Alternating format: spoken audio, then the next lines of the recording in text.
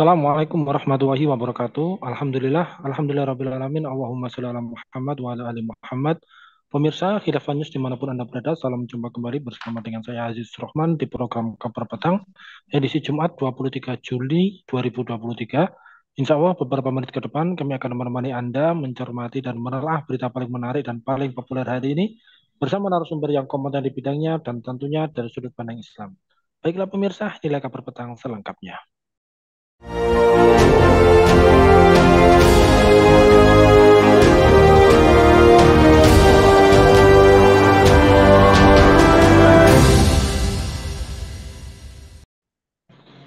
Pemirsa, pemerintah Arab Saudi resmi menetapkan Idul Adha 1444 Hijriah atau tahun 2023 ini jatuh pada tanggal 28 Juni. Sementara itu, rangkaian proses ibadah haji dimulai pada 26 Juni dan hari Arafah jatuh pada 27 Juni 2023.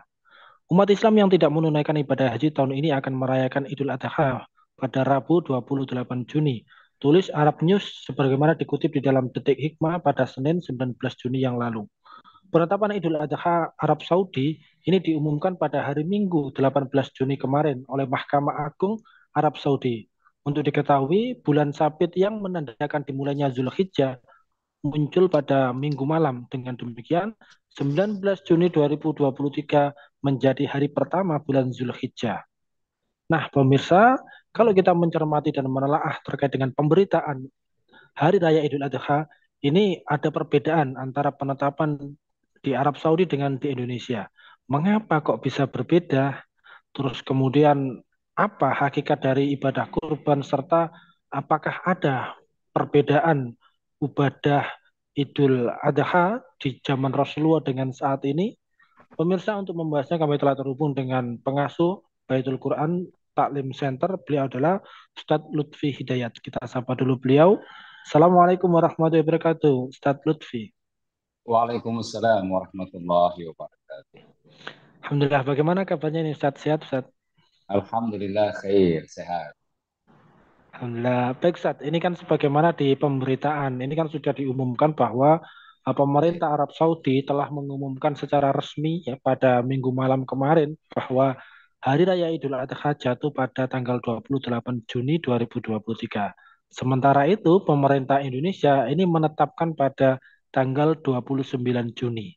Sebagaimana yang disampaikan oleh Wakil Menteri Agama Zainud Tauhid Saadi setelah sidang isbat yang digelar tanggal 18 Juni kemarin. Nah, Baik. Anda melihatnya seperti apa nih Ustadz Lutfi? Mengapa Hari Raya Idul Adha tahun ini antara pemerintah Arab Saudi dengan pemerintah Indonesia ini di dalam penetapannya berbeda? Mohon tanggapannya Ustadz. Baik. Bismillahirrahmanirrahim. Hamidan lillah wa musallian ala Rasulillah wa ala alihi wa ashabihi wa mawala. Subhanaka la ilma lana illa ma 'allamtana innaka antal alimul hakim wa la haula wa la quwwata illa billahil aliyil azim.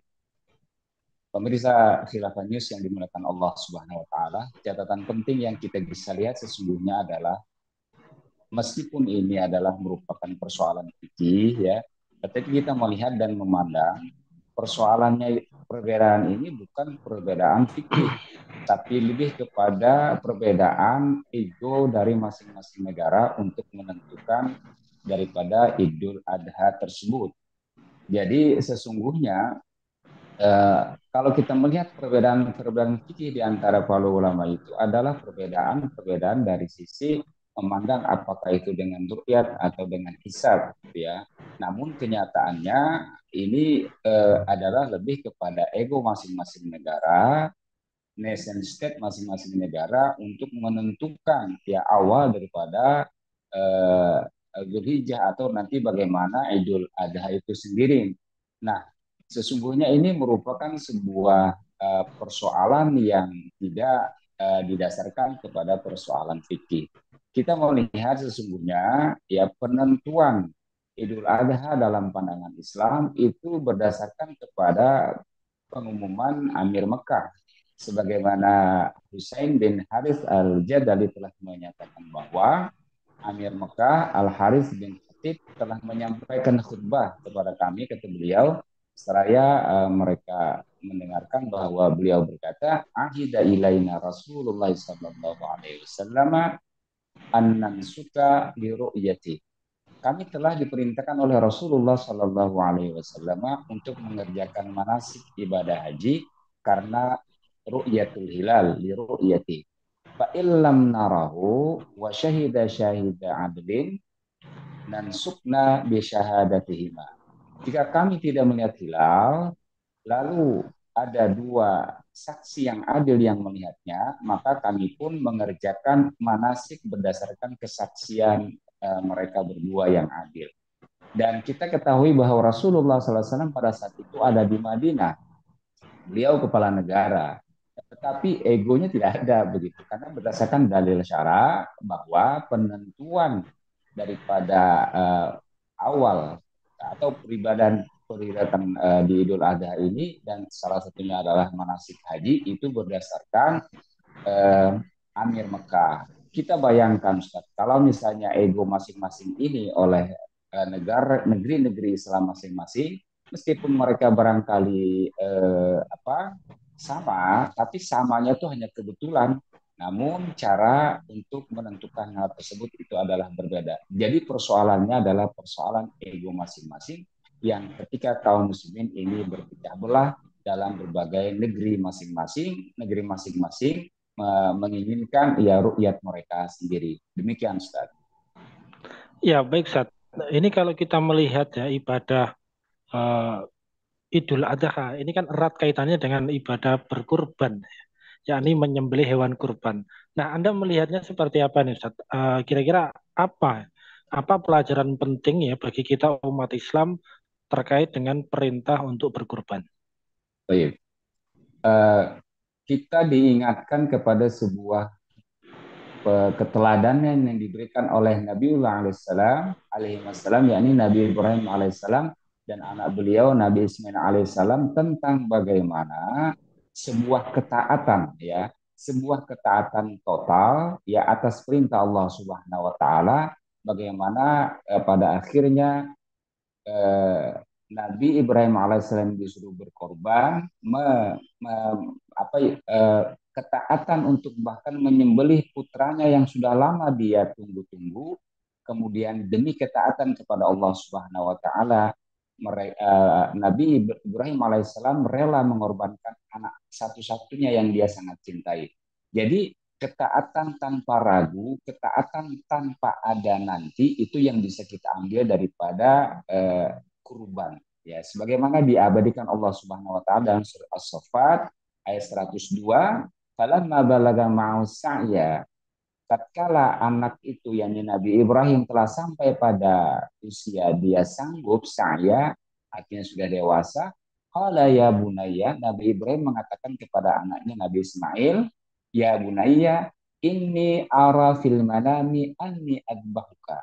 Sesungguhnya aku melihat ya di dalam mimpiku, artinya dia merupakan perintah Allah Subhanahu wa taala, aku diperintahkan menyembelih engkau. Fanzur madza cara.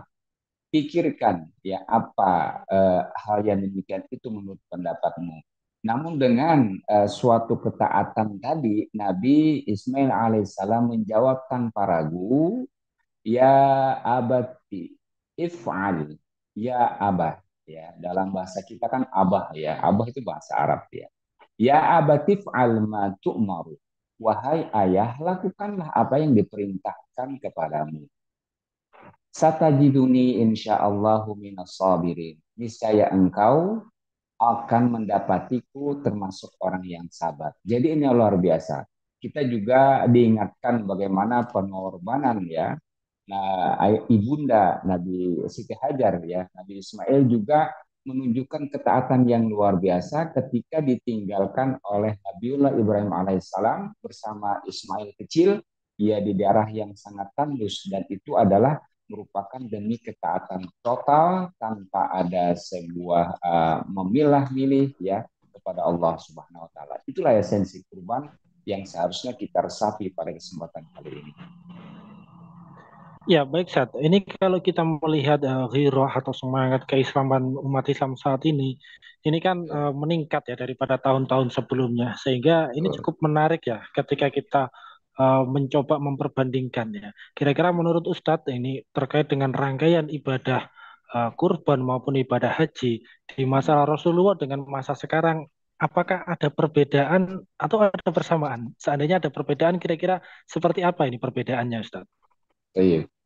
Ya, semangatnya insya Allah ya sama begitu ya, ya karena mereka rela ya bahkan untuk ibadah haji ini rela mengorbankan segalanya, menabung puluhan tahun untuk melaksanakan ibadah haji.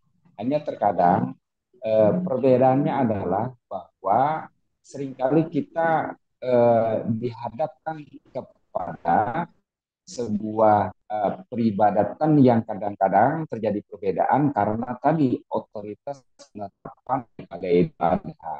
Kita kan kadang-kadang sedih Ustaz bahwa ya kenapa ya kebersamaan kita, ketunduk patuhan kita di dalam beribadah ini kemudian dibedakan karena perbedaan Idul Adha penentuannya.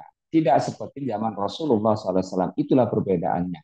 Nah, oleh sebab itu seharusnya kita lebih mendalami, ya lebih mendekatkan, dan ini adalah momentumnya ketika kita ibadah haji, ya mengikut kepada bagaimana Rasulullah SAW, bagaimana Allah SWT menentukan manasiknya. Kenapa dalam persoalan-persoalan penentuan ibadah, penentuan awal daripada Idul Adha ini, penentuan nanti bagaimana rangkaian-rangkaian ibadah yang lainnya tidak mengikut kepada bagaimana dalil-dalil syar'i.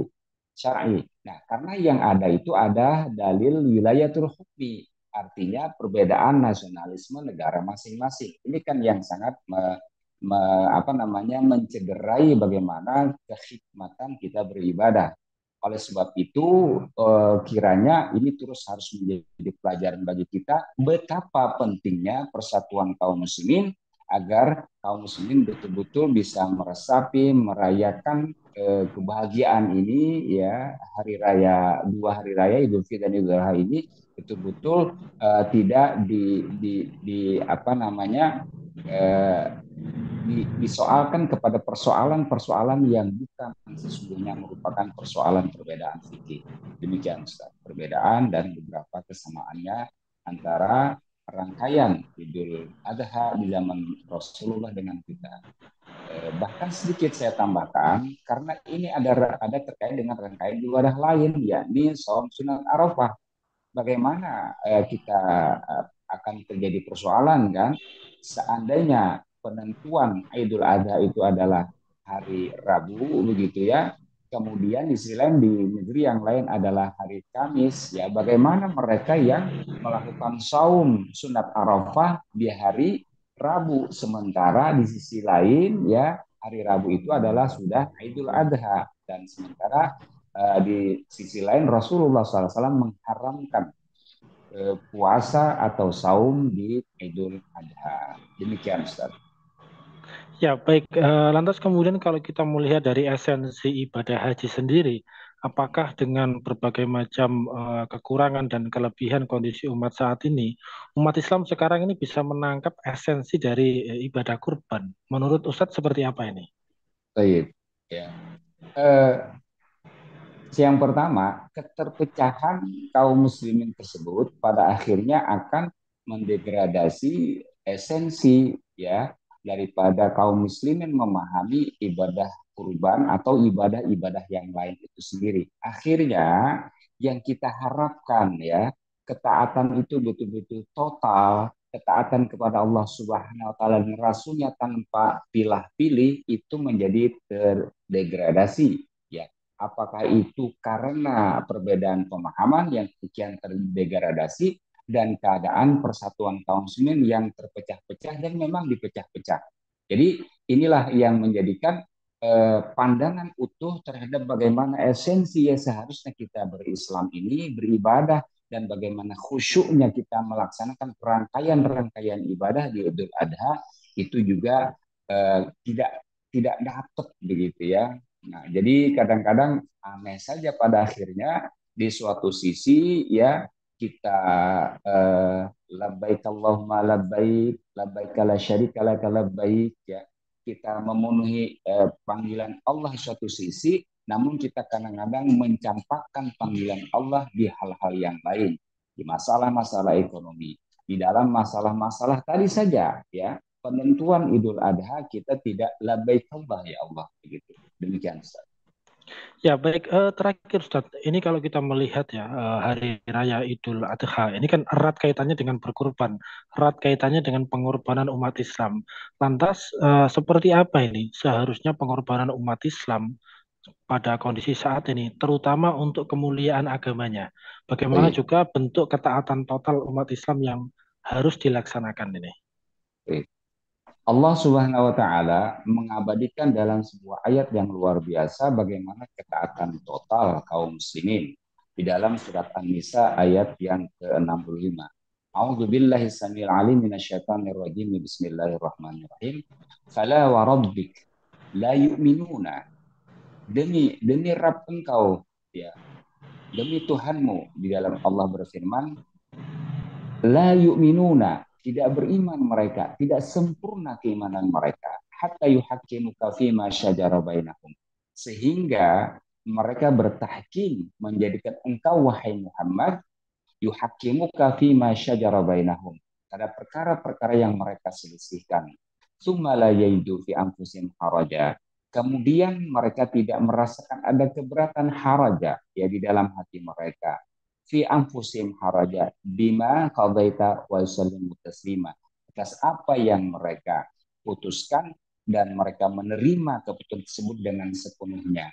Nah, kalau kita kaitkan dengan bagaimana pengorbanan tersebut kita dedikasikan pada kehidupan kita, ini adalah menyangkut bagaimana sesungguhnya visi misi seorang mukmin di dalam hidup ini, bahwa inna salati wa nusuki wa mahyaya wa mamati lillahi rabbil alamin. Nah, kalau kita kaitkan dengan persoalan-persoalan Islam sekarang itu, ya, persoalannya adalah pertama secara pemahaman kaum muslimin dipahamkan oleh pahaman sekuler, pahaman yang memisahkan antara berbagai aturan-aturan kehidupan keseharian dengan aturan-aturan Islam. Ya, mereka kadang-kadang ingat Allah Subhanahu wa taala dan Rasulnya, ya, ingat aturan Rasul itu adalah ketika mereka di masjid, ketika mereka ibadah haji, tetapi dalam persoalan-persoalan pergaulan, dalam persoalan-persoalan menata ekonomi, mereka kadang-kadang lebih memilih, ya, untuk menggunakan aturan-aturan selain Allah. Padahal Allah tadi mengatakan fala wa rabbika la yu'minuna hatta yuhaqqimuka fima syajara bainahum. Oleh sebab itu, seharusnya pemahaman yang kita berikan adalah bagaimana agar terrealisasinya, agar terlaksananya syariat Islam secara sempurna dalam kehidupan. Karena itu sesungguhnya yang menjadi keridhaan Allah Subhanahu wa taala. Di samping itu Ustadz yang dirahmati Allah Subhanahu wa taala, kita juga akan memunculkan berbagai persoalan ketika memang hukum-hukum Allah itu diambil setengah-setengah, bukan ketaatan total seperti yang dicontohkan oleh Nabi Ibrahim alaihissalam dan Nabi Ismail alaihissalam tadi, ya, bahwa afatu'minu nabi ba'dil kitabi wa takfuru nabi ba'd fama jaza'u may yaf'alu dzalika minkum illa khizyun fil hayatid dunya. Jadi kalau kita mengambil sebagian-sebagian, langsung Allah tegaskan di sini akan terjadi kehinaan dalam kehidupan dunia. Kaum muslimin sekarang ini nasibnya, ya, di tangan orang-orang yang tidak bertanggung jawab kepada kehidupan mereka, dan itu dikarenakan karena memang mereka separuh-separuh di dalam mengambil Islam ini. Oleh sebab itu hendaklah momentum Idul Adha, momentum berkorban ini kita dedikasikan visi misi hidup kita betul-betul untuk Islam dan kaum muslimin, untuk menyadarkan umat Islam akan pentingnya, ya, melaksanakan syariat Islam secara total di dalam kehidupan. Demikian. Ya, baik, Mas Syawani, penjelasan yang luar biasa ini. Syukran wa jazakumullahu khairan kasiran. Terima kasih Ustadz atas penjelasannya, dan juga terima kasih telah hadir di Kabar Petang pada edisi kali ini. Insya Allah nanti kita ketemu lagi di lain waktu, lain kesempatan. Semoga Ustadz dan keluarga sehat selalu dalam lindungan Allah Subhanahu wa taala. Amin. Assalamualaikum warahmatullahi wabarakatuh, Ustadz Lutfi. Waalaikumsalam warahmatullahi wabarakatuh. Baik pemirsa, demikianlah kabar petang pada edisi kali ini. Semoga Anda mendapatkan banyak manfaat dari acara kami. Jangan lupa saksikan kami besok di jam dan channel yang sama. Dan jangan lupa juga like, comment, share, subscribe, serta klik tekan tombol loncengnya agar tidak ketinggalan update terbaru dari Khilafah News. Karena hanya di sinilah Anda akan mendapatkan informasi aktual, terpopuler, dan tentunya dari sudut pandang Islam. Akhirnya saya Aziz Rahman beserta seluruh kru yang bertugas undur diri. Wassalamualaikum warahmatullahi wabarakatuh.